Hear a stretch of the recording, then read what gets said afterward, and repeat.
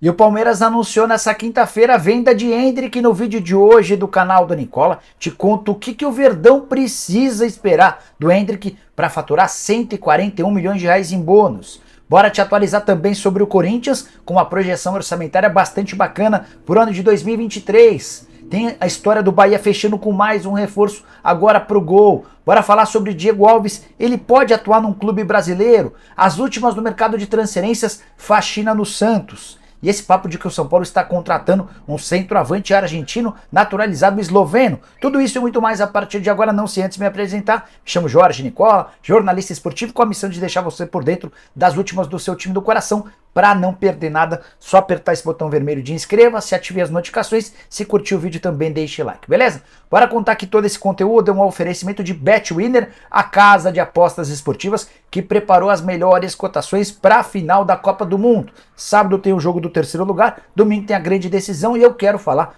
sobre essas cotações. Para Croácia e Marrocos, empate pagando R$ 3,38. Adorei essa cotação. Acho que é jogo para 0-0 ou no máximo 1-1. Tô apostando R$100 para voltar em 338. Grande chance de me dar bem. Já no domingo tem Argentina e França, um jogaço. Enorme equilíbrio, a vitória da Argentina paga 2,79, o empate paga 2,99 e a vitória da França pagando 2,78. Em razão disso, decidi ir por uma outra estratégia. Tô apostando em ambos marcam sim, ou seja que vai ter gol das duas seleções, cotação de R$ 1,99, estou apostando R$200 para voltar em 398. E aí, curtiu? Vem apostar comigo. Para participar da BetWinner é super simples, só pegar o link que está na descrição desse vídeo, depois você clica em registro, preenche seus dados e pronto. Ah, só não esquece de usar o código promocional Nicola1 para ter direito a 100% de bônus no valor do depósito. Então, bora se divertir comigo na BetWinner.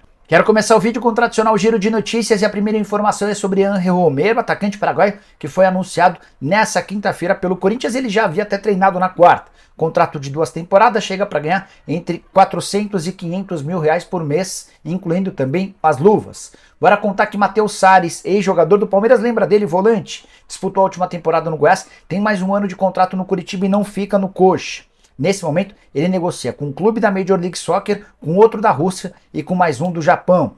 Bora contar também que Matheus Peixoto, centroavante, que fez sucesso com a camisa do Juventude e esteve emprestado pelo Metalist ao Ceará nessa temporada, tem um acordo verbal para se tornar jogador do Goiás para 2023. Bora contar também que o Fortaleza está devolvendo Landázuri para o Independente Del Valle. O lateral tinha mais um ano de contrato no Fortaleza, não foi bem, pediu a rescisão automática e vai assinar por 2 temporadas com a equipe equatoriana.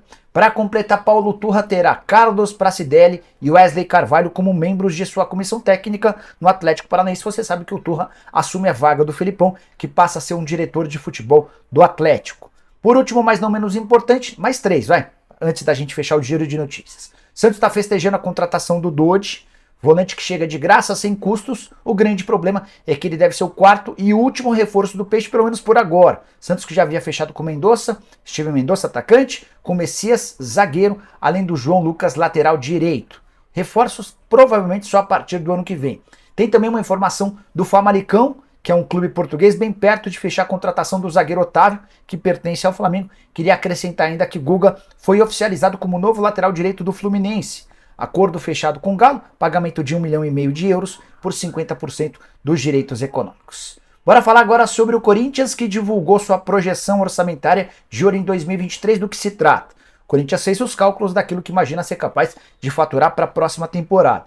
E a boa notícia vem agora, o Timão estima ser capaz de faturar 821 milhões de reais, o que ultrapassa em 71 milhões de reais o recorde de receita obtido na temporada de 22. O Corinthians nunca havia faturado tanto quanto nesse ano, cerca de 750 milhões de reais. E a perspectiva é de aumentar ainda mais esse faturamento para o próximo ano. Com um detalhe importante, nesses 821 milhões de reais não estão incluídos prêmios por títulos. Até porque as projeções do Corinthians dentro de campo são bem básicas. O Corinthians só precisaria chegar no 7º lugar no Brasileiro e terminar pelo menos nas 8ª de final da Libertadores e da Copa do Brasil para cumprir esses objetivos, algo extremamente plausível, fácil. É natural que se o Corinthians conseguir bater as outras metas, seja capaz inclusive de ultrapassar esses 821 milhões de reais. Super importante aumentar a capacidade de faturamento, especialmente porque a partir de 2023 o Corinthians passa a pagar de novo o financiamento do seu estádio. Bora falar agora sobre o Santos, que está preparando uma lista de dispensas. 8 atletas não fazem parte dos planos do Odair Hellmann e vão passar a treinar de maneira separada a partir de sábado. 2 bem caros, o Johan Júlio e o Angulo. Centroavantes, atacantes contratados sob o comando de Fabian Bustos, não deram certo na Vila Belmiro. O Peixe está louco para se livrar deles. Juntos, somados, incluindo também impostos, eles custam cerca de R$1 milhão por mês. Os outros 6 bem mais baratos não fazem parte dos planos do técnico Odair Hellmann porque não estão prontos.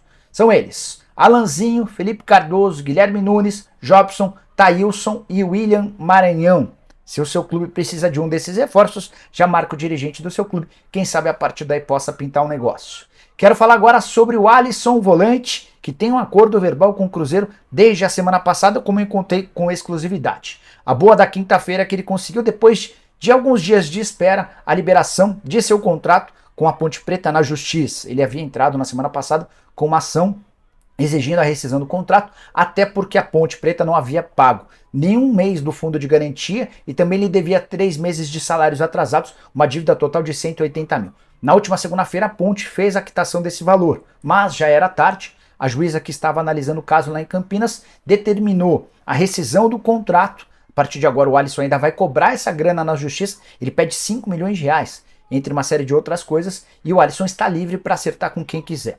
A programação natural é de que ele chegue a Belo Horizonte nessa sexta-feira, se reúna com as pessoas do Cruzeiro no sábado para fazer exames médicos e assinar o contrato para ser apresentado na segunda.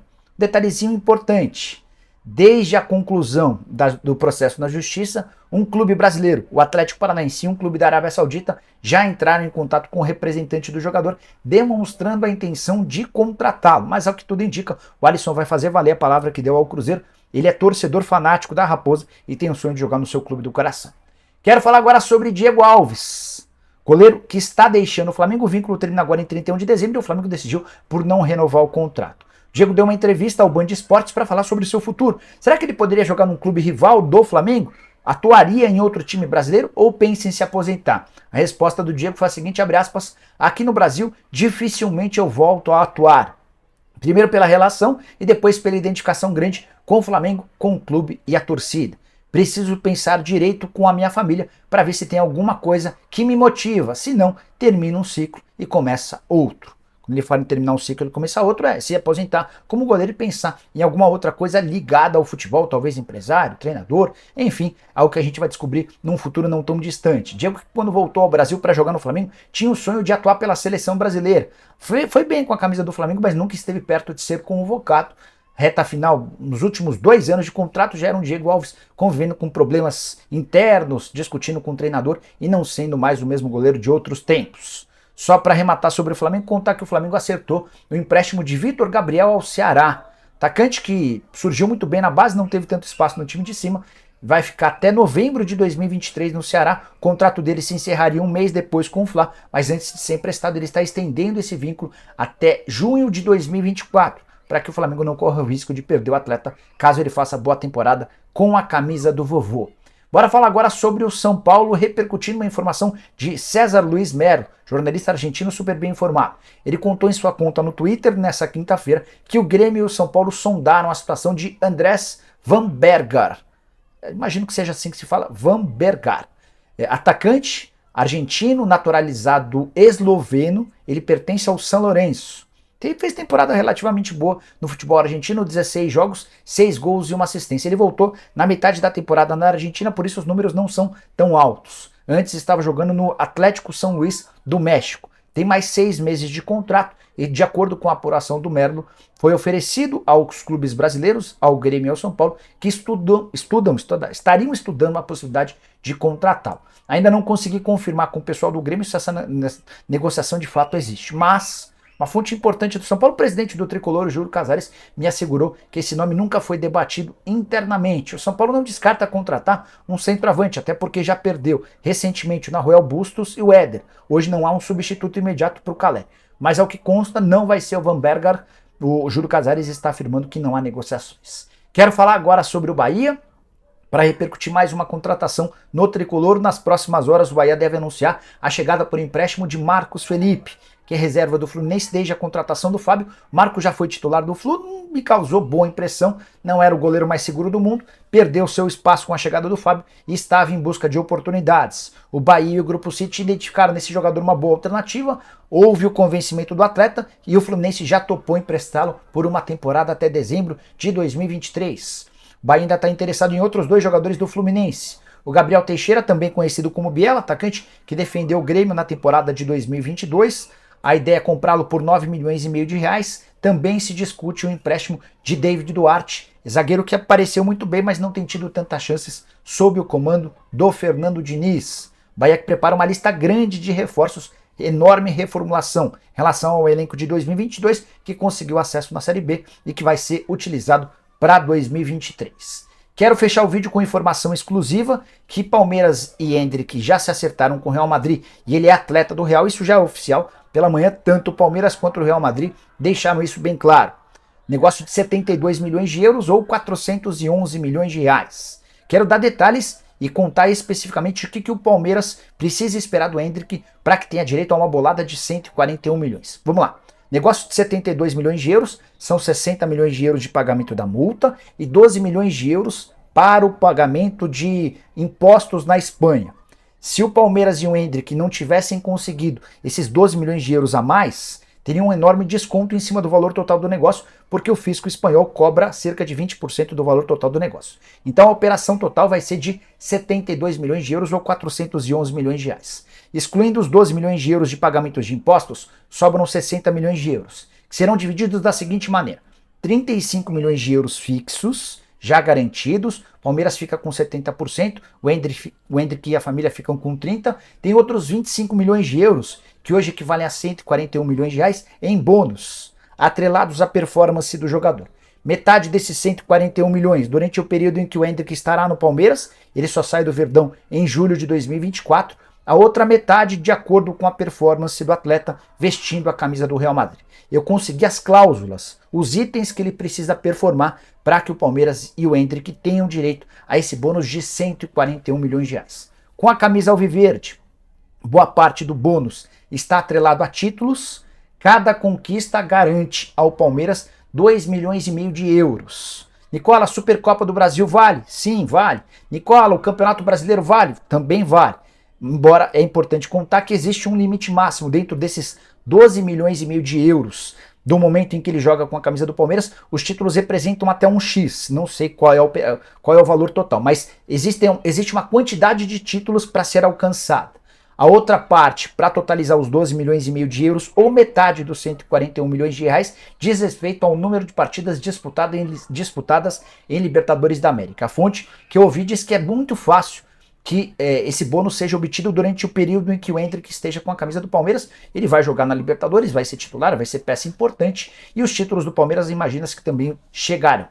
Sobre os 12,5 milhões de euros que estão atrelados à performance dele com a camisa do Real Madrid, ele vai precisar marcar 25 gols ao longo dos 5 anos de contrato. Marcando os 25 gols, alcança-se essa meta de 12,5 milhões de euros e o Palmeiras tem direito a mais esse plus, que totaliza os 60 milhões de euros, mais os 12 dos impostos. Acho que deu para ficar bem explicado, né? Se você ficou com alguma dúvida, volta aqui por volta das 7h30, quando a gente abre nosso programa do Nicola dessa quinta-feira para esclarecer dúvidas, para bater papo, para conversar com vocês e mandar as perguntas para as minhas fontes. Antes de encerrar, deixa eu só dar mais um recado. Se você é membro do canal, estou convidando você a participar de um encontro que vai acontecer nesse domingo.